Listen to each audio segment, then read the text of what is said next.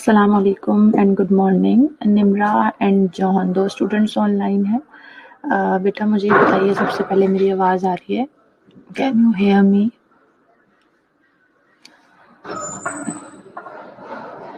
Hello, good morning Nimra, how are you बेटा?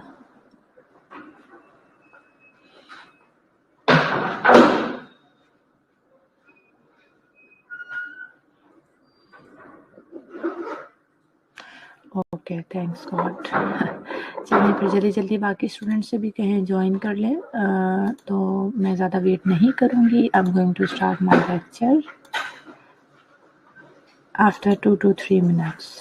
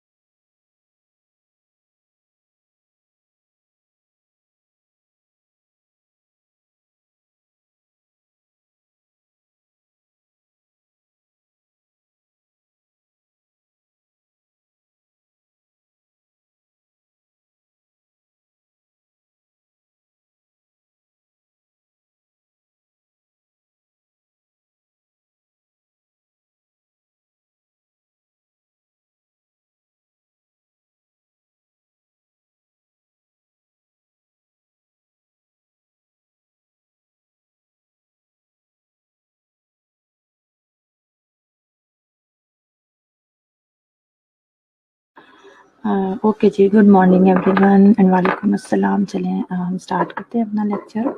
Parathyroid gland के disorders हमने स्टार्ट किए थे, एनाटॉमी और जो उसकी थोड़ी फिजियोलॉजी है प्लस पैथोफिजियोलॉजी आपके साथ डिस्कस हो गई थी। हाइपरथायरॉयडिज्म हमने डिस्कस कर लिया था, प्राइमरी सेकेंडरी हाइपरथायरॉयडिज्म क्या होता है, पेशेंट किस तरह से प्रेजेंट करते हैं, how to diagnose that whether patient is having hyperthyroidism और नॉट, और मेडिकल मैनेजमेंट क्या है वो भी हम डिस्कस कर चुके हैं।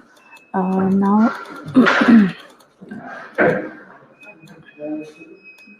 we will discuss a complication that is basically hypercalcemic crisis, hyperparathyroidism की वजह से जो एक बड़ी लाइफ थ्रेटनिंग जो कॉम्प्लिकेशन होती है उसे हम डिस्कस कर लेते हैं। हाइपरकैल्सीमिक crisis, acute hypercalcemic crisis can occur with extreme elevation of serum calcium levels. Serum calcium levels जो कि greater than 15 milligram per deciliter.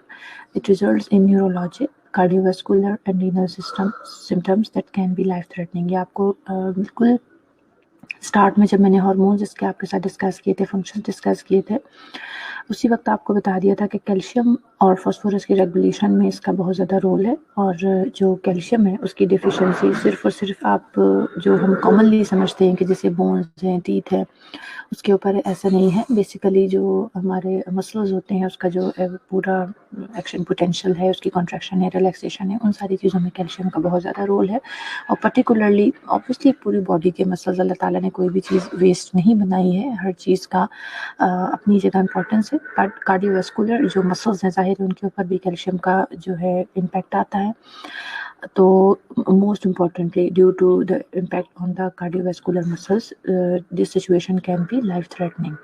Treatment include rehydration with large volume of IV fluids, diuretic agents, so we can promote the renal excretion of excess calcium, and phosphate therapy, क्योंकि phosphorus और calcium जो है वो एक दूसरे को counteract कर रहे होते हैं, एक दूसरे के जो बैलेंस है सीरम के अंदर उसे मेंटेन रखते हैं। सो फॉस्फोर थेरेपी दी जाती है to correct hypophosphatemia and decrease serum calcium level by promoting calcium deposition in the bone and reducing the gastrointestinal absorption of calcium. Cytotoxic agents such as mitramycin, calcitonin, and dialysis may be used in emergency situation to decrease the serum calcium levels quickly. A combination of calcitonin and corticosteroids has been administered in emergencies to reduce the serum calcium level by increasing calcium deposition in the bone. अच्छा okay Aqsa, फिर क्या करें बेटा? Net का problem हो रहा है कोई? Expert assessment and care are required to minimize complications and reverse the life-threatening hypercalcemia. ये बात आपके साथ बार-बार मैं हर डिसऑर्डर में आपको ये चीज़ समझा रही हूँ, डिस्कस कर रही हूँ कि इवन हम अगर पेशेंट को फ्लूइड थेरेपी भी दे रहे हैं, उसमें भी आपने ये नहीं है कि सिर्फ पेशेंट को फ्लूइड लगाया और उसके बाद हम सो गए जी, ठीक है पेशेंट को फ्लूइड जाता जा रहा है। नहीं, आपने पेशेंट को फ्लूइड देना है या आपने कोई भी हम सिंथेटिक हार्मोन्स यूज़ कर रहे हैं, कोई भी चीज़, उसकी कंटिन्यूस मॉनिटरिंग बहुत ज़्यादा ज़रूरी है। इसी तरह से अगर आप सिंथेटिकली कोई कॉम्बिनेशन पेशेंट को दे रहे हैं कैल्सिटोनिन का, स्टेरॉइड्स का, तो उसमें भी आपने अपने पेशेंट को जो है कंटिन्यूसली मॉनिटर करना है, असेस करना है कि उसकी जो भी लाइफ थ्रेटनिंग, ज़ाहिर है कोई भी ऐसी अगर ऑलरेडी लाइफ थ्रेटनिंग कॉम्प्लिकेशन है, इन चीज़ों को हमें रिवर्स करने की कोशिश करनी है और फर्दर अपने पेशेंट को ख़राब नहीं करना। Medications are administered with care and attention is given to fluid balance to promote return of normal fluid and electrolyte balance. और इसके साथ साथ supportive measures are very necessary for the patient and the family member. Now we will move towards the hypoparathyroidism. The most common cause of hypoparathyroidism is inadequate secretion of parathormone after interruption of the blood supply or surgical removal of parathyroid gland tissue during the thyroidectomy, parathyroidectomy और radical neck dissection. जब आपको थायरॉयडेक्टमी पढ़ाया था उसी वक्त की बात समझाई थी कि पूरी कोशिश होती है हमारी कि हम पैराथायरॉयड ग्लैंड के जो हमारे चारों ग्लैंड्स हैं उन्हें हम स्पेयर करें, लेकिन अगर बाय मिस्टेक पैराथायरॉयड ग्लैंड जो है वो रिमूव हो जाते हैं या फिर पैराथायरॉयडेक्टमी ही परफॉर्म की जाती है है या फिर नेक डाइसेक्शन हो अगर रेडिकल की, तो उस सब में जो है हमारे साथ ये प्रॉब्लम आ जाता है कि जो, या फिर दूसरी चीज़ ये है कि अगर ब्लड सप्लाई पैराथायरॉयड हार्मोन को नहीं पहुंचेगी, अगर ब्लड सप्लाई पैराथायरॉयड हार्मोन को नहीं पहुंचेगी तो अल्टीमेटली जो ब्लड सप्लाई नहीं आएगी तो जाहिर है वो सेल जो है नेक्रोसिस होना शुरू हो जाएंगे, उनकी डेथ हो जाएगी। सो हाइपोपैराथायरॉयडिज्म के यही कुछ कॉजेज हैं जाहिर है, जिसकी वजह से फिर जो पैराथायरॉयड ग्लैंड का पैराथायरमोन हार्मोन जो है वो रिलीज कम करना शुरू कर देगा। These small glands are easily overlooked and can be removed inadvertently during thyroid surgery. Atrophy of the parathyroid gland of unknown cause is a less common cause of hypoparathyroidism. Deficiency of parathormone results in increased blood phosphate and decreased blood calcium। जिस तरह से hypercalcaemia हो रहा था, ultimately यहाँ पर phosphorus का level बढ़ेगा और कैल्शियम का लेवल कम होगा। क्यों? क्योंकि पैराथॉर्मोन जो हार्मोन है वो कम रिलीज हो रहे हैं।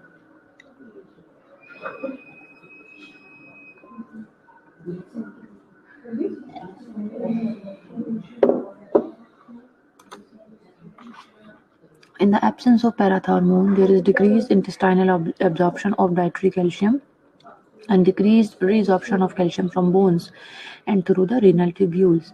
Decreased renal excretion of phosphate causes hypophosphaturia and low serum calcium level results in hypocalciuria। ठीक है जी, एक तो ऊपर वाली चीज़ हमें समझ आ गई कि ज़ाहिर पैराथॉर्मोन हार्मोन ही नहीं आ रहा तो वो कैसे, उसी का तो काम था किडनी से रीअब्जॉर्ब करवाना, कैल्शियम से रीअब्जॉर्ब करवाना, और जब उसकी डिफिशियंसी हो जाएगी तो फिर कैल्शियम की डिफिशियंसी तो अल्टीमेटली हमारे ब्लड में होगी। बाकी फॉस्फेट जो है वो किडनीज के थ्रू एक्सक्रीट नहीं हो पाता, इसीलिए हाइपोफॉस्फेटयूरिया होता है। यूरिन में फॉस्फेट का लेवल कम होगा और ब्लड में ज़्यादा हो जाएगा। And low serum calcium level, और जो हमारा ब्लड है उसके अंदर भी कैल्शियम का लेवल कम होगा, जिसकी वजह से यूरिन में हाइपोकैल्सीयूरिया यानी कैल्शियम भी उसमें कम एक्सक्रीट आउट होगा। ड्यू टू इटियोलॉजिकल कॉजेज जो आपको पहले बता दिए मैंने, आपने ब्लड सप्लाई कम हो सकती है या फिर अब्लेशन हो गया है ग्लैंड का, सो ग्लैंड की जो फंक्शनिंग है वो डिक्रीज करेगी।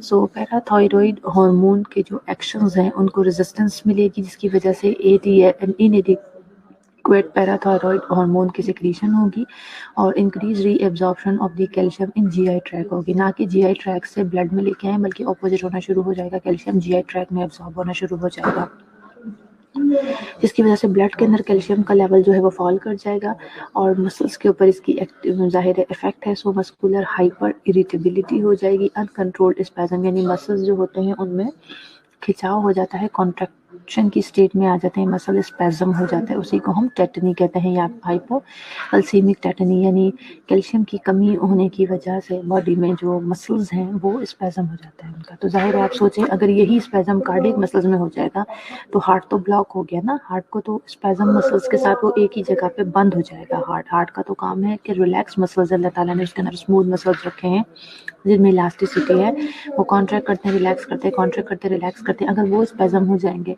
तो सोचें कि हार्ट ब्लॉक नहीं हो जाएगा क्या?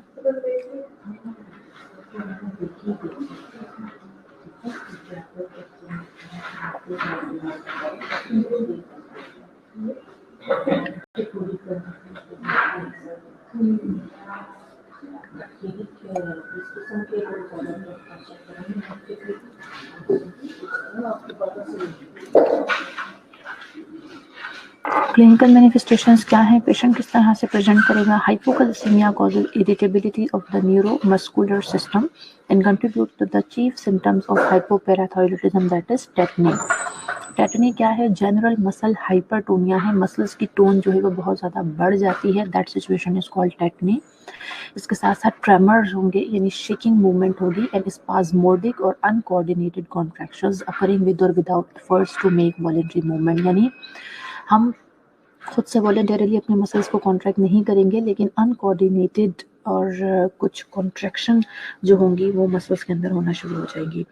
सिम्टम्स ऑफ लेटेंट टेटनी जो यानी हम नहीं जब तक आइडेंटिफाई कर पाते टेटनी, जब तक अपेरेंट नहीं हो पाता उस वक्त तक कुछ सिम्टम लेटेंट होते हैं टेटनी के, वो होते हैं numbness, tingling and cramps in the extremities and the patient complaint of stiffness in the hands and feet. In over tetani यानी जो हमें अपेरेंट आना शुरू हो जाते हैं सिम्टम, उसमें बेटा ब्रोंकोस्पैज़म है, लेरेंजियल स्पैज़म है, क्योंकि हर जगह पे स्मूथ मसल्स मौजूद है। जब कैल्शियम की डिफिशियंसी हो जाएगी तो तमाम मसल्स में टोन बढ़ जाएगी, हाइपोटोनिक हो जाएंगी और उनकी वो स्पैज़म आ जाएगा उनके अंदर, इसीलिए ब्रोंकोस्पैज़म, laryngeal spasm.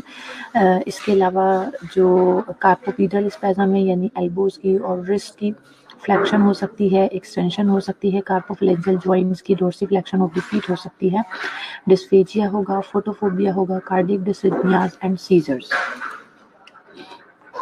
Other symptom include anxiety, irritability, depression and even delirium, क्योंकि ब्रेन के अंदर भी चेंजेस आएंगे, और ECG changes and hypotension also may occur. ये देखें पिक्चर्स में मैंने आपको दिखाया है, ये सारी एबनॉर्मल मूवमेंट्स हैं और इनवॉलेंट्री हो रही होती हैं, यानी पेशेंट खुद से नहीं करता, ये इन पर्टिकुलर पोजीशंस में जो मसल्स होते हैं वो स्पैज़म हो जाते हैं, इस वहीं पर स्टिक हो जाते हैं। असेसमेंट क्या है बेटा? अ पॉजिटिव ट्रोशियस साइन और a positive Chvostek's sign suggest latent tetany. The diagnosis of hypoparathyroidism often is difficult because of the vague symptoms such as aches and pain, जिनमें लगता रहता है कि शायद वैसे ही दर्द हो रहा है और कुछ नहीं है, इसीलिए laboratory studies are specially helpful. Tetany develop at serum calcium level जब 5 to 6 मिलीग्राम पर डेसीलीटर या उससे कम चले जाते हैं तो टेटनी डेवलप होती है। ब्लड की जो फॉस्फोट लेवल्स है वो अल्टीमेटली कैल्शियम कम है तो फॉस्फोट इंक्रीज ही होगा, और एक्सरे करवाए जाते हैं बोन्स के, वो शो करते हैं इंक्रीज डेंसिटी। क्यों? क्योंकि ब्लड के अंदर कैल्शियम कम है, बोन्स के अंदर डेपोजिशन ज़्यादा हो चुकी होती है। Calcification is detected on X rays of the subcutaneous और paraspinal basal ganglia of the brain. अब ये जो कैल्सिफिकेशन है बेसिकली जो जैसे सबक्यूटेनियस या पैरास्पाइनल बेसल गैंग्लिया है, इन स्पेसिफिक स्पेसेस पे या जगहों पर ज़्यादा कैल्सिफिकेशन नज़र आती है। ये देखें इस तरह से ये जो है डेपोजिशन आपको नज़र आएगी ब्रेन के अंदर। और दो आपको साइंस मैंने बताए कि लेटेंट टेटनी को हम किस तरह से जो है असेस करके डायग्नोज कर सकते हैं। ट्रोशियो साइन जो है बेटा, induction of carpopedal spasm by inflation of a sphygmomanometer above SBP systolic blood pressure for 3 minute, यानी जितना सिस्टोलिक ब्लड प्रेशर रहता है, जैसे सिस्टोलिक ओवर डायस्टोलिक होता है ना, तो फॉर एग्जांपल 120/80 रहता है एक शख्स का, या नॉर्मल यही है, तो 120 से अबव हम स्फेग्मोमेनोमीटर अप्लाई करके 120 से अबव जो है उसे इन्फ्लेट करेंगे और 3 मिनट तक उसे छोड़ेंगे। तो आपको पिक्चर में भी नज़र आ रहा है किस किस्म की मूवमेंट होगी, मैंने लिखा हुआ भी है, वो भी आपको पढ़ के बता देती हूँ। रिस्पॉन्स क्या आएगा, यानी कार्पोपीडल स्पैज़म कहते किसे हैं हम? एडक्शन ऑफ द थंब, देख रहे हैं थंब की एडक्शन हुई है, अब आपको ये सारी मूवमेंट्स पहले से पता है। Flexion of the metacarpophalangeal joint, extension of the interphalangeal joint and flexion of the wrist. इस पोजीशन में हैंड आ जाता है अगर हम सिस्टोलिक ब्लड प्रेशर से थोड़ा सा ऊपर जो है कफ को, बीपी कफ को अप्लाई करके इन्फ्लेट करें और 3 मिनट के लिए छोड़े, तो this is a positive Trousseau's sign. और Chvostek's sign, contraction of the ipsilateral facial muscles elicited by tapping the facial nerve just anterior to the ear, कान से थोड़ा सा इंटीरियरली अगर हम टैपिंग करते हैं, सिंपल देखें फिंगर से आपको नज़र आ रहा है, तो ये जो है अगर जो फेशियल जो नर्व्स हैं उसकी टैपिंग करने की वजह फेशियल मसल्स में इस तरह से ये कॉन्ट्रैक्शन नज़र आती है, तो that is positive Chvostek's sign. Response किस किस्म का होगा? Twitching of the lip to spasm of all facial muscles, ठीक है जी, तो इट मीन्स ये पॉजिटिव चोविस्टिक साइन है। ये दोनों साइन फिजिकली पेशेंट को असेस करते हुए हम यूज़ करते हैं देखने के लिए कि पेशेंट को हाइपोकैल्सीमिया है। मैनेजमेंट क्या है बेटा? द गोल ऑफ थेरेपी यही है कि हम सीरम अपना जो ब्लड है उसके अंदर कैल्शियम लेवल को इंक्रीज करें 9 to 10 मिलीग्राम डेसीलीटर तक, एंड एलिमिनेट करें जो भी सिम्टम्स है हाइपोपैराथायरॉयडिज्म के, हाइपोकैल्सीमिया के। जब हाइपोकैल्सीमिया एंड टेटनी थायरॉयडेक्टमी के बाद हुई है तो ऑब्वियसली इमीडिएट ट्रीटमेंट यही होती है कि हम कैल्शियम ग्लूकोनेट देते हैं पेशेंट को। If this does not decrease neuromuscular irritability and seizure activity, immediately sedative agent हमें देने पड़ते हैं फिर, ठीक है। इसके अलावा parenteral parathormone can be administered to treat acute hypoparathyroidism with tetany. The patient receiving parathormone is monitored closely for allergic reaction and changes in the serum calcium level। देखें ये वही बात फिर से आ गई कि अगर पेशेंट को हम सिंथेटिकली कोई हार्मोन दे रहे हैं तो उसके साथ साथ अपने उसका एलर्जिक रिएक्शन भी देखना है, कहीं उसकी बॉडी उसे सूट कर रही है, एक्सेप्ट कर रही है या नहीं कर रही, और कैल्शियम का लेवल कहीं ऐसा तो नहीं कि बहुत ज़्यादा सडन बढ़ना शुरू हो गया। Because of neuromuscular irritability the patient with hypocalcaemia and tetani requires N environment that is free of noise, draft, bright light, sudden movements. Tracheostomy or mechanical ventilation may become necessary along with bronchodilating medication। क्योंकि अगर bronchospasm हो गया तो जाहिर है patient तो एक with in second जो है वो बेचारा ऊपर पहुंच जाएगा। सो ब्रोंकोडाइलेटर्स देते हैं और प्लस जो लेरिंजियल स्पैज्म है उसके लिए फिर हम ट्रेकोस्टोमी करके या जाहिर है फिर वो हम वहाँ पे ट्यूब पेशेंट को जो है वो फिक्स कर देते हैं, जिसके थ्रू उसका जो रेस्पिरेटरी डिस्ट्रेस है वो उसकी तरफ पेशेंट नहीं जाता हमारा। वेरिएबल डोजेज जो विटामिन डी की प्रिपरेशंस भी देना ज़रूरी है, ये भी ज़रूरी होती हैं। They are really required and enhance the calcium absorption from the GI tract, क्योंकि विटामिन डी जो है फिर जीआई ट्रैक्ट से कैल्शियम के एब्जॉर्प्शन को बढ़ा देती है। अब न्यूट्रिशन थेरेपी की तरफ आ जाइए। Therapy for chronic hypoparathyroidism is determined after serum calcium level are obtained। chronic hypoparathyroidism की थेरेपी यही है कि सीरम कैल्शियम लेवल जब हमने अपने ऑब्टेन कर लिए हैं, our diet high in calcium and low in phosphorus is prescribed। although milk product, egg yolk are high in calcium, they are restricted because they also contain high level of phosphorus। यानी यहाँ पर already patient का जो phosphorus level है वो high है, तो इसलिए हमें ऐसी चीज़ें देनी है डाइट में जिससे कैल्शियम का लेवल तो बढ़े लेकिन फॉस्फोरस ना बढ़े। इसके अलावा spinach also avoided because it contain oxalate which would form insoluble calcium substances। oral tablet of calcium salt such as calcium gluconate may be used to supplement the diet। Nurses की क्या responsibility है? Nursing management of the patient with possible acute hypoparathyroidism includes the following: care of post operative patient who have undergone thyroidectomy, parathyroidectomy और radical neck dissection is directed toward detecting early signs of hypocalcemia and anticipating signs of tetany, seizures and respiratory difficulties। calcium gluconate is kept at the bedside with equipment necessary for emergency IV administration। if the patient requiring administration of calcium gluconate has a cardiac disorder is object to dysrhythmia is receiving digitalis, the calcium gluconate is administered slowly and cautiously। Calcium gluconate को bed side पे as an emergency medication रखा जाता है, क्योंकि अगर मैंने आपको बताया पेशेंट का कार्डियक अरेस्ट में चला जाता है हाइपोकैल्सीमिया की वजह से, तो हमारे पास इतना टाइम नहीं होता कि हम इधर उधर दौड़े भागे और कैल्शियम ग्लूकोनेट ढूंढें। लेकिन कैल्शियम ग्लूकोनेट भी कार्डियक जाहिर डिसरिथमिया तो इस तरह की चीज़ें आ रही हैं, आपको ध्यान से बहुत कॉशियस से एडमिनिस्टर करना है और स्लोली आहिस्ता आहिस्ता एडमिनिस्टर करना है। सडन से हमने एकदम बोलस डोज नहीं देनी। Calcium and digitalis increase systolic contraction and also potentiate each other। This can produce potentially fatal dysrhythmias। क्यों प्लस ध्यान रखना ज़्यादा ज़रूरी है, पेशेंट ऑलरेडी आपका डिजिटालिस के ऊपर है, कैल्शियम भी आपने एडमिनिस्टर करना शुरू कर दिया है। ये दोनों चीज़ें एक तो एक दूसरे को सपोर्ट करती हैं, दोनों मेडिकेशन एक दूसरे के इफेक्ट को बढ़ाती हैं। पोटेंशिएट करने का मतलब होता है इफेक्ट्स को बढ़ाना। सो दोनों कॉन्ट्रैक्शन को जब मिलकर बढ़ाना शुरू करेंगे तो सम टाइम पेशेंट डिसरिथमिया में भी जा सकता है। इसलिए मैंने आपसे कहा कि एक तो जब हम कैल्शियम ग्लूकोनेट पेशेंट को दे रहे हैं स्लोली देंगे और साथ साथ कंटिन्यूसली पेशेंट को हम उसकी कार्डियक मॉनिटरिंग करते रहेंगे और उसकी जो जनरल असेसमेंट है उस पर भी हम बहुत विजिलेंटली उसे ऑब्जर्व करेंगे।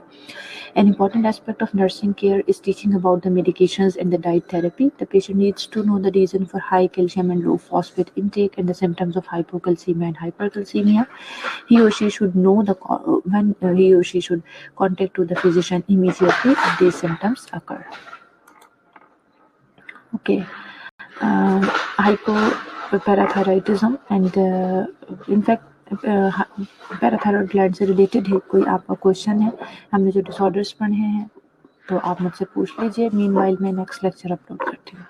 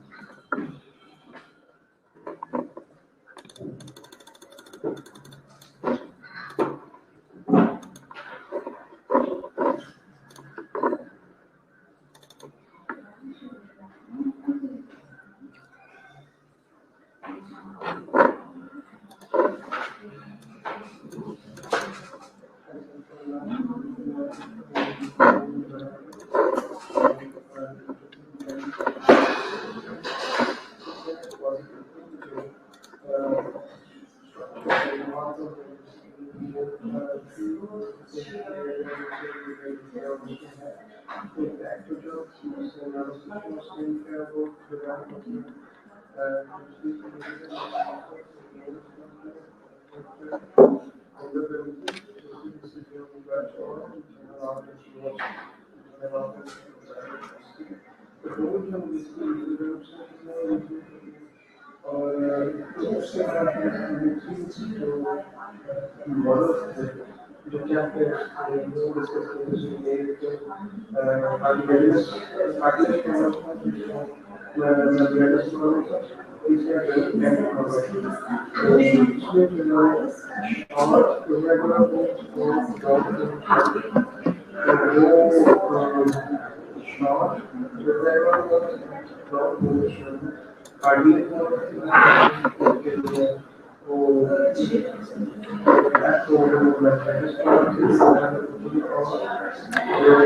जी, एड्रिनल ग्लैंड के डिसऑर्डर स्टार्ट करते हैं। सबसे पहले ऑब्जेक्टिव देख लीजिए। Give anatomic and physiologic overview of adrenal gland. Then we will discuss the hormones which are released from the adrenal gland. Then we will discuss the pathophysiology and clinical manifestations of pheochromocytoma. Then we will discuss the assessment and diagnostic findings of pheochromocytoma, medical and nursing management. Then we will see what is Addison's disease, उसके causes क्या हैं, clinical manifestation, assessment and diagnostic finding, and medical and nursing management. Then we will move towards the Cushing syndrome. What are the causes, clinical manifestation, assessment and diagnostic finding, medical and nursing management and of Cushing syndrome, and what are the potential complications of Cushing syndrome और उन्हें किस तरह से हमने manage करना है. Then we will discuss the pathophysiology and clinical manifestation of aldosteronism, discuss the assessment and diagnostic finding of aldosteronism, medical and nursing management of aldosteronism, discuss the therapeutic uses and side effects of corticosteroid therapy. Then किस तरह से अगर steroid therapy के ऊपर हमारा patient है तो उसे हमें टेपर ऑफ किस तरह करना है, और टीचिंग प्लान ऐसे पेशेंट्स के लिए जो स्टेरॉइड थेरेपी के ऊपर है. सबसे पहले उसी तरह थोड़ा सा आपको we will have a look about the anatomy and physiological overview of adrenal gland. Each person has 2 adrenal gland on attached to the upper portion of each kidney. आपको पिक्चरल भी मैंने ये दिखा दिया है कहाँ पे adrenal gland जो है वो मौजूद होते हैं. Each adrenal gland is in reality 2 endocrine gland with separate independent functions. Adrenal gland का मैंने एक क्रॉस सेक्शन लिया है, उसमें देखिए एक मेडुला पोर्शन होता है, कॉर्टेक्स है, ब्लड वेसल्स हैं, उसके आउटर साइड पे एक कैप्सूल है. बेसिकली एड्रिनल ग्लैंड जो है इटसेल्फ 2 एंडोक्राइन ग्लैंड्स इसके अंदर है और दोनों का अपना अपना सेपरेट फंक्शन है. एड्रिनल मेडुला जो कि सेंटर पोर्शन होता है ये सिक्रीट करता है कैटाकोलामीन्स, और जो आउटर पोर्शन है ग्लैंड का जिसे हम एड्रिनल कॉर्टेक्स कहते हैं वो स्टेरॉइड हार्मोन्स रिलीज करता है. The secretion of hormones from the adrenal cortex is regulated by the hypothalamic pituitary adrenal axis. The hypothalamus secretes corticotropin releasing hormone जो कि स्टिमुलेट करता है पिट्यूटरी ग्लैंड को. पिट्यूटरी ग्लैंड फिर रिलीज करता है ACTH which in turn stimulate the adrenal cortex to secrete glucocorticoid hormone. ये आपको अगर याद हो पिट्यूटरी ग्लैंड जब मैंने आपको पढ़ाया था तो उसके एंटीरियर और पोस्टीरियर लोब्स के बारे में कौन कौन से हार्मोन वो रिलीज करते हैं ये सब मैं आपको पढ़ा चुकी हूँ. ये वही पूरा साइकिल है, यानी हाइपोथैलेमस हार्मोन रिलीज करके पिट्यूटरी को स्टिमुलेट करेगा, पिट्यूटरी ग्लैंड हार्मोन रिलीज करके एड्रिनल कॉर्टेक्स को स्टिमुलेट करेगा और फिर एड्रिनल कॉर्टेक्स जो है वो अपने हार्मोन्स रिलीज करेगा. ठीक है, यानी ग्लूकोकॉर्टिकॉइड जो हार्मोन्स हैं उनके वो रिलीज करेगा. ये पिक्चर में भी मैंने आपको यही चीज़ दिखाई हुई है. कोई भी स्ट्रेसर्स आते हैं वो तो फिर हम आगे कॉजेस पढ़ेंगे ना कि क्या रीज़न था किस वजह से ये स्टिमुलेट होता है पूरा pathway. Increase level of the adrenal hormone then inhibit the production of secretion of CRH and ACTH. इसी तरह से जब एड्रिनल ग्लैंड अपना हार्मोन रिलीज करना शुरू करेगा और एड्रिनल ग्लैंड से निकलने वाले जो हार्मोन्स है ग्लूकोकॉर्टिकॉइड हार्मोन है, कॉर्टिसोल है, जब उनकी एक एडिक्वेट अमाउंट ब्लड में आ जाएगी तो नेगेटिव फीडबैक मैकेनिज्म स्टार्ट हो जाएगा. वो फिर पहले ACTH को स्टॉप करेगा, CRH को स्टॉप करेगा, इस तरीके से उस हार्मोन की प्रोडक्शन स्टॉप हो जाती है. This system is called negative feedback mechanism. Adrenal medulla जो इंटरनल पोर्शन है, सेंट्रल वाला पोर्शन है, the adrenal medulla functions as part of the autonomic nervous system. Stimulation of preganglionic sympathetic nerve fibers which travel directly to the cells of the adrenal medulla causes release of catecholamine hormones, epinephrine and norepinephrine. Catecholamine hormones हैं जो adrenal medulla से secrete होते हैं. They are epinephrine and norepinephrine. About 90% of the secretion of the human adrenal medulla is epinephrine. That is also called adrenaline. और इसी नाम से आपको पता है जो मेडिकेशन भी आती है, ठीक है, हमारे पास. सो 90% ऑफ सिक्रीशन जो एड्रिनल मेडुला से हमने पढ़ लिया. दो किस्म के हार्मोन्स है जो मोर स्पेसिफिकली रिलीज होते हैं, एपिनेफ्रिन एंड नॉरएपिनेफ्रिन. और इसमें से तकरीबन 90% एपिनेफ्रिन रिलीज होता है जिसे हम एड्रिनलिन भी कहते हैं. कैटाकोलामिन्स का काम क्या है? ये रेगुलेट करते हैं मेटाबॉलिक पाथवे को, प्रोमोट करते हैं कैटाबॉलिज्म को of stored fuels to meet the caloric needs from endogenous sources. The major effect of epinephrine release are to prepare to meet a challenge, यानी fight or flight responses. Basically हमारी body के अंदर आप सबको पता है कि कुछ जो एनर्जी के स्टोर्ड फ्यूल्स होते हैं, एनर्जी होती है, जब हमारी बॉडी को ज़रूरत पड़ती है तो ये मेटाबॉलिज्म जो कैटाकोलामीन्स है रिलीज होते हैं और कैटाबॉलिज्म की एक्टिविटी को बढ़ा देते हैं, जिसकी वजह से वो जो फ्यूल्स हैं इंटरनल ही हमारी बॉडी की रिक्वायरमेंट को पूरा करना शुरू कर देते हैं. और ये किस वक्त ज़्यादा इस तरह की सिचुएशन होती है? ज़ाहिर है फाइट एंड फ्लाइट रिस्पॉन्सेज में हमें ज़्यादा एनर्जी की जरूरत है, गुस्सा आ गया या रनिंग करनी पड़ रही है, किसी चीज़ का फियर है, उस टाइम हमारी कार्डियक एक्टिविटी भी बढ़ जाती है और उस टाइम हमें जो है वो ज़रूरत होती है कि हम कोई भी फाइट और फ्लाइट जो है वो उस सिचुएशन में अपना रिस्पॉन्स दें.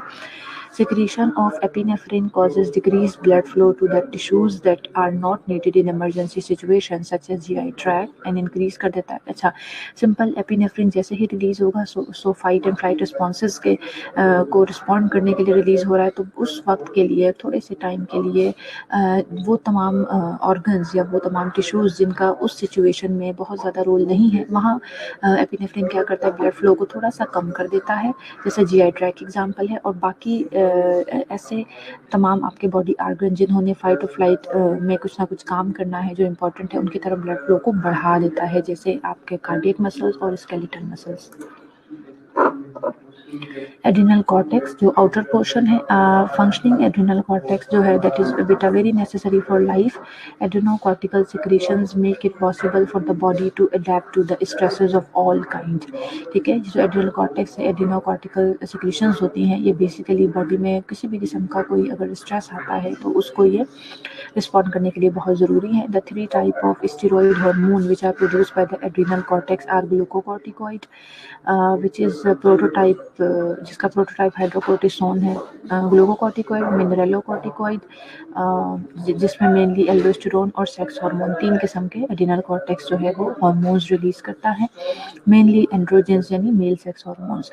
Without the adrenal cortex severe stress would cause peripheral. अगर एड्रिनल कॉर्टेक्स ना हो हमारी बॉडी में और वो अपने ये जो ग्लूकोकॉर्टिकॉइड, मिनरलोकॉर्टिकॉइड हार्मोन्स है इन्हें वो रिलीज ना करे, तो जो स्ट्रेस जो होते हैं हमें वो पेरिफेरल सर्कुलेटरी फेलियर कॉज कर दे, सर्कुलेटरी शॉक हो जाए हमें, और प्रोस्ट्रेशन यानी हम बिल्कुल वीक और लेथार्जी हो जाएं, कोई काम करने के काबिल ना हो. Survival in the absence of a functioning adrenal cortex is possible only with nutritional, electrolyte and fluid replacement and appropriate replacement with exogenous adrenocortical hormones.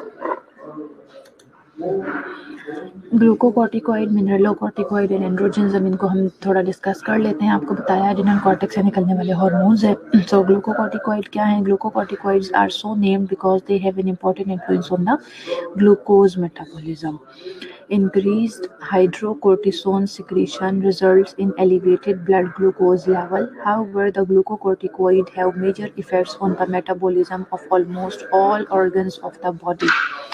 Glucocorticoids are administered frequently to inhibit the inflammatory responses to the tissue injury and to suppress the allergic manifestation. Corticosteroid के नाम से injections आते हैं. अगर किसी भी patient को किसी भी किस्म का हाइपर सेंसिटिविटी रिएक्शन हो जाता है, किसी कोई मक्खी ने काट लिया, कोई इंसेक्ट ने काट लिया, या किसी भी मेडिसिन से आपको हाइपर सेंसिटिविटी एलर्जिक रिएक्शन हो गया है, तो उस सिचुएशन में हम कॉर्टिकोस्टेरॉइड ही लगाते हैं. बेसिकली वो ग्लूकोकॉर्टिकॉइड होता है. वो क्या करता है, वो जो हमारी बॉडी में हमारे टिश्यूज जो इन्फ्लामेटरी रिस्पॉन्सेज दे रहे थे और एलर्जिक रिएक्शन आ रहा था, मैनिफेस्टेशन आ रही थी, उसे सुप्रेस कर देता है. Their side effects include the development, क्योंकि ये ग्लूकोज का कैटाबॉलिज्म करवा के ब्लड के अंदर ग्लूकोज का लेवल बढ़ाता है, तो इसलिए इसके साइड इफेक्ट हो सकते हैं. Development of diabetes mellitus, osteoporosis, peptic ulcer, increase protein breakdown resulting in muscle wasting and poor wound healing and redistribution of body fat. Large amounts of exogenously administered glucocorticoid in the blood inhibit the release of ACTH and endogenous glucocorticoid. Because of this, the adrenal cortex can atrophy. अगर हम outside of the body से ज़ाहिर ग्लूकोकॉर्टिकोइड देते रहेंगे तो blood में तो हमारे ग्लूकोकॉर्टिकोइड का लेवल बढ़ जाएगा, ब्रेन को यही सिग्नल मिलेगा, पूरा वो जो पाथवे है वो स्टॉप हो जाएगा। एड्रिनल कॉर्टेक्स को जब सिग्नल्स ही नहीं मिलेंगे, ACTH ही रिसीव नहीं होगा उसे कि जी आप हार्मोन रिलीज करें, तो वो तो फंक्शन उसका आहिस्ता आहिस्ता वो बिल्कुल एट्रोफी की तरफ चला जाएगा। ये बात आपको बार बार मैंने समझाई है। मस्कुलोस्केलेटल से लेके एंडोक्राइन तक हम आ गए हैं कि बॉडी का कोई भी पार्ट अल्लाह ताला ने हमारे जिस्म को इसी तरह से बनाया है कि हम बॉडी के जिस हिस्से को भी इस्तेमाल करते रहते हैं वो उतना ही हेल्दी होता है और ग्रो करता है, और अगर उसे हम यूज़ करना छोड़ देते हैं तो उसकी एट्रोफी हो जाती है। If exogenous glucocorticoid administration is discontinued suddenly, adrenal insufficiency results because of the inability of the atrophied cortex to respond adequately. अब ऐसी सिचुएशन में अगर ये भी नहीं करना, आपने सडन से स्टॉप कर दिया, अगर जो एक्सोजिनसली आप बाहर से पेशेंट को इंजेक्शंस की फॉर्म में ग्लूकोकॉर्टिकोइड दे रहे थे, अगर आप वो स्टॉप कर देंगे तो बेचारा जो हमारा एड्रिनल कॉर्टेक्स है वो तो ऑलरेडी रेस्ट पे है ना, उसको तो पता है कि नहीं जी मुझे काम नहीं करना बाहर से इंजेक्शंस की फॉर्म में। अगर आप सडन स्टॉप कर देंगे तो उसे थोड़ी पता कि मुझे काम करना है, तो ऐसी सिचुएशन में फिर इंसफिशेंसी हो जाती है, एड्रिनल इंसफिशेंसी जिसे हम कहते हैं। तो इसका बेस्ट ट्रीटमेंट यही होता है कि हमारे पेशेंट को जितनी ज़रूरत है एक्सोजीनसली हम उसे उतना ही एडमिनिस्टर करें, अपना जो एड्रिनल कॉर्टेक्स है उसे एट्रोफी की तरफ ना लेके जाएं, और जो अगर हमने जैसे स्टॉप भी करना है तो उसे हम आहिस्ता आहिस्ता टेपर ऑफ करें, ताकि हमारा जो ब्रेन है वो हमारे एड्रिनल कॉर्टेक्स को सिग्नल देता रहे और आहिस्ता आहिस्ता अपना जो फंक्शनिंग अपना काम दोबारा से शुरू कर दे। ग्लूकोकॉर्टिकोइड के तो थोड़े बहुत जो फंक्शंस हैं, होप्स हो कि आपको यहाँ समझ आ गए होंगे कितना ज़्यादा उसका हमारी बॉडी के अंदर रोल है। मिनरलोकॉर्टिकोइड देख लेते हैं। Mineralocorticoid exert their major effects on electrolyte metabolism. जिस तरह से उसका ज़्यादा इफेक्ट ग्लूकोज पे है, इस तरह से मिनरलोकॉर्टिकोइड नाम से समझ आ रहा है बेसिकली इलेक्ट्रोलाइट मेटाबॉलिज्म के ऊपर इसके ज़्यादा मेजर इफेक्ट्स हैं। They act principally on the renal tubules and GI epithelium to cause increased sodium ion absorption in exchange for excretion of potassium और हाइड्रोजन आयन। इसका काम क्या है? बेसिकली रीनल ट्यूब्यूल के ऊपर सबसे ज़्यादा, इसके अलावा GI की जो हमारी एपिथेलियम है उसके ऊपर भी इसका इफेक्ट है। करना क्या होता है? इसका काम है कि सोडियम को एब्जॉर्ब करता है और पोटाशियम को बॉडी से एक्सक्रीट आउट करवाता है। ACTH only minimally influences aldosterone secretion. It is primarily secreted in response to the presence of angiotensin 2 in the bloodstream. ये जो aldosterone की secretions है, basically ये वो जो आपने पूरा angiotensin, renin, angiotensinogen जो वो सारी conversion है एक BP को maintain करने की, blood pressure को maintain करने की, ये वो आपने पढ़ी होगी, ये उससे related है। एंजियोटेंसिन 2 जो है इट इज़ अ सब्सटेंस जो जिसका काम है ब्लड प्रेशर को एलिवेट करना by constricting the arterioles. Its concentration is increased when renin is released from the kidney in response to decreased perfusion pressure. The resultant increased aldosterone level promotes sodium reabsorption by the kidneys and the GI tract, which tend to restore blood pressure to normal. The release of aldosterone is also increased by hyperkalemia.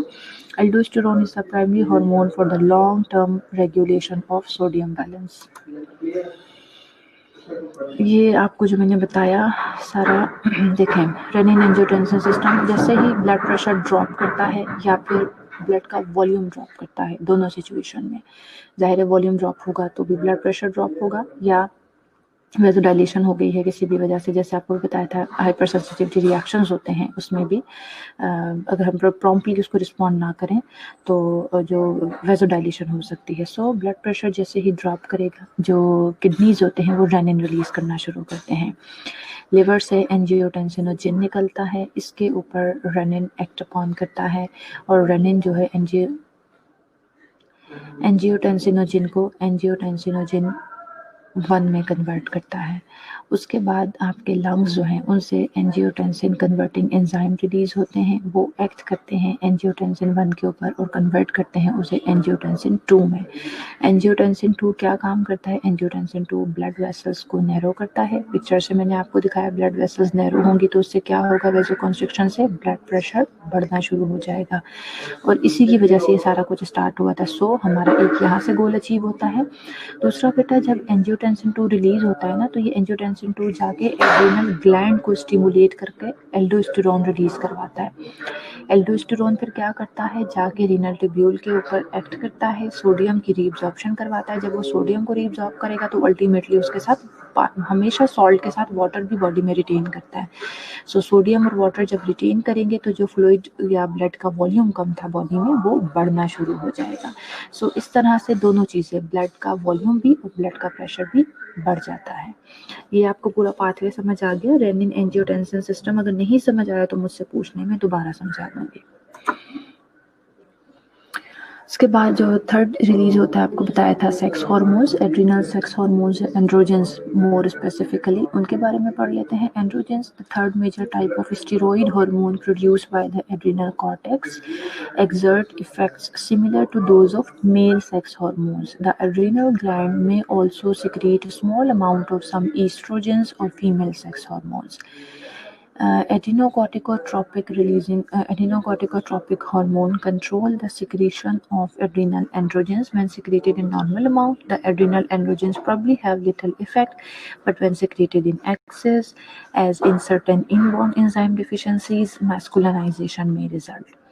This term is called adrenogenital syndrome. जाहिर है ACTH वही पूरा pathway है, pituitary gland से release होगा, adrenal cortex को activate करवाएगा। Adrenal cortex जो है वो एड्रिनल जो एंड्रोजन हार्मोन्स है उन्हें रिलीज करवाएगा। अगर तो नॉर्मल अमाउंट में रिलीज होगा तो जाहिर है कोई उसके ऊपर ऐसे एबनॉर्मल इफेक्ट आपको नज़र नहीं आएंगे, लेकिन समटाइम ऐसा होता है कि इनबॉर्न कुछ एंजाइम की डिफिशेंसीज होती है बच्चियों के अंदर, जिसकी वजह से अगर ये हार्मोन्स ज़्यादा रिलीज होते हैं तो फीमेल्स के अंदर मैस्कुलाइनाइजेशन के जो फीचर्स हैं वो नज़र आ सकते हैं। Okay,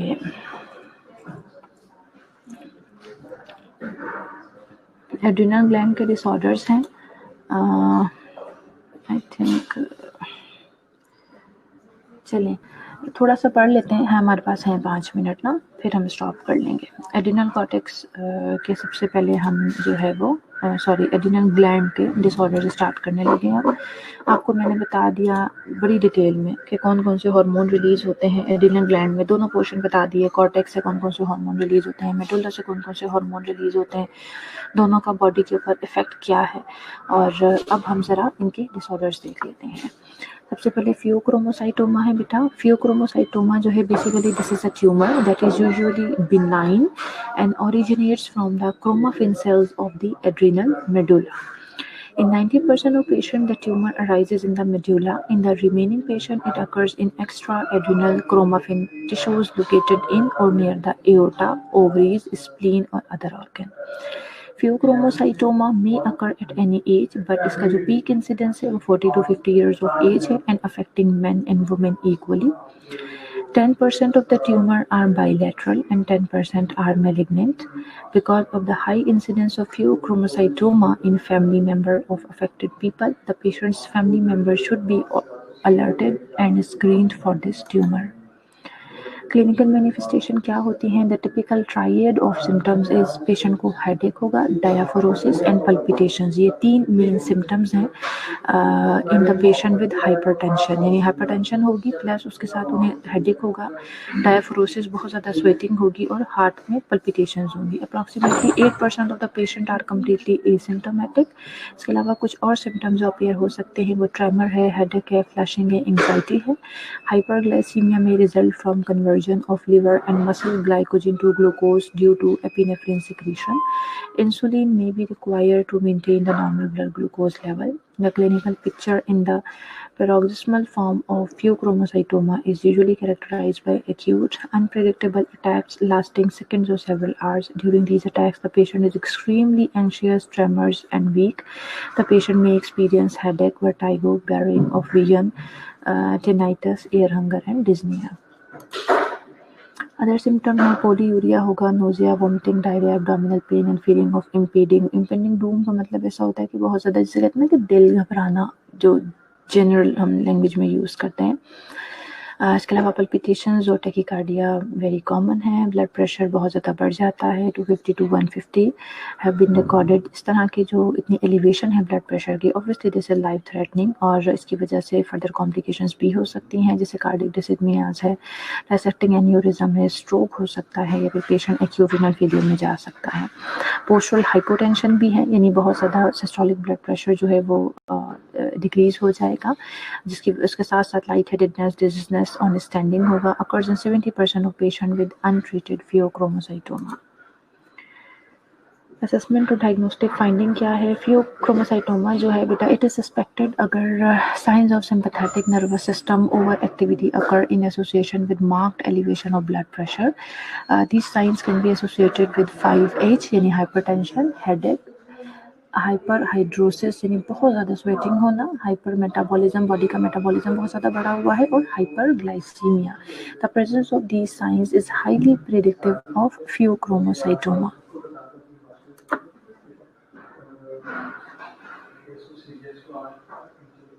Measurement of urine and plasma level of catecholamines and metaphenephrine. A catecholamine metabolite are the most direct and conclusive test for overactivity of the adrenal medulla.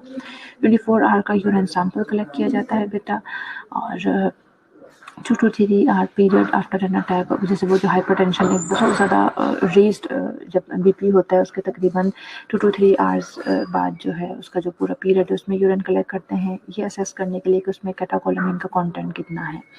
इसके अलावा प्लाज्मा में चेक करते हैं, यानी एपिनेफ्रिन और एपिनेफ्रिन की concentration.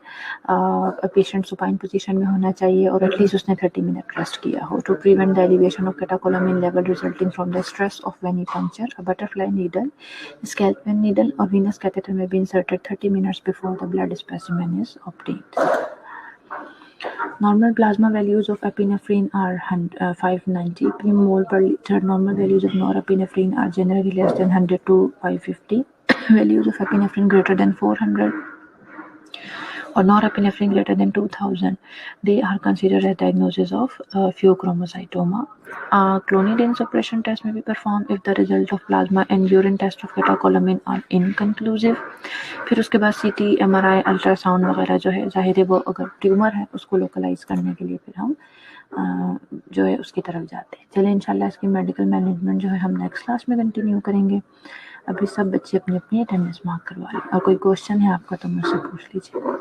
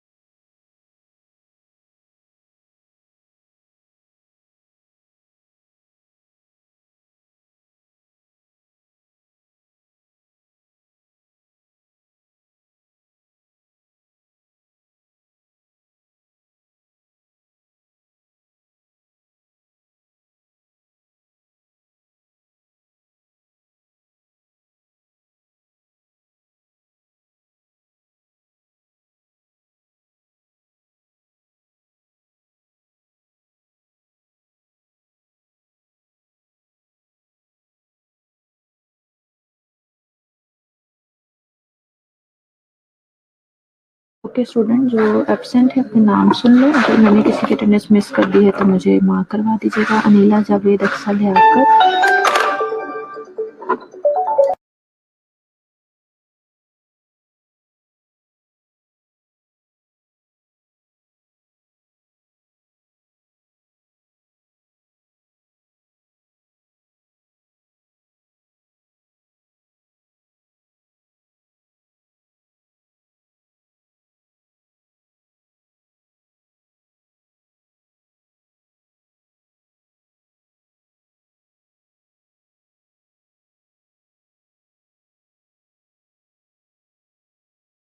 Okay student, जो absent है नाम सुन लें। अनीला, जावेद, अक्सर, लियाकत, अरूज, फवाद, आयशा, बिन सरवर, केजिया असलम, मदिया फातिमा, महनूर, मारिया महीन, मुनीबा यूनुस,